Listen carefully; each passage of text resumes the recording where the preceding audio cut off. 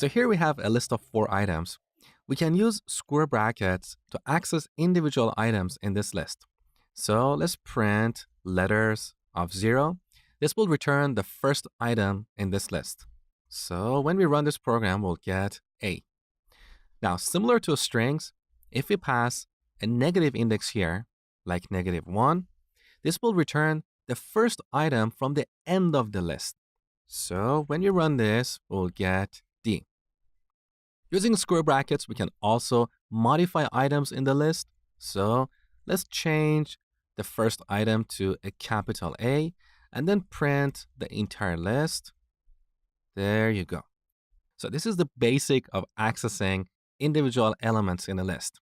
Now, earlier in the course, you learned that we can use 2 indexes to slice a string. We have the exact same concept here. So we add square brackets, first index, colon, second index. And this will return a new list with the first 3 items in our original list. So if we print our original list, you can see that it's not changed. Now, just like strings, if you don't specify the first argument, 0 will be assumed by default. So as you can see, these 2 expressions produce the exact same result. Similarly, if you don't include the end index, by default, the length of the list will be used here. So this expression will return a new list with all the items in the original list.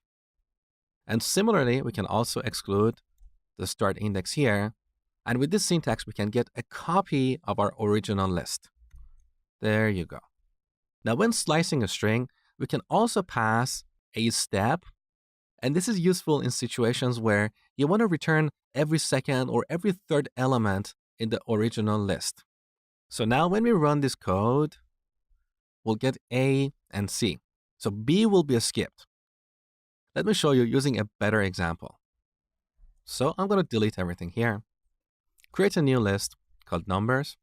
Here we're going to use the list function and pass range of 20. Let's print our list. So we get numbers 0 to 19, okay? Now let's see what happens when we add square brackets here with 2 colons and 2. This will return every other element in the original list. Take a look. So we get all the even numbers, 0, 2, 4, and so on. That's pretty cool, isn't it? Here's another cool thing you can do here.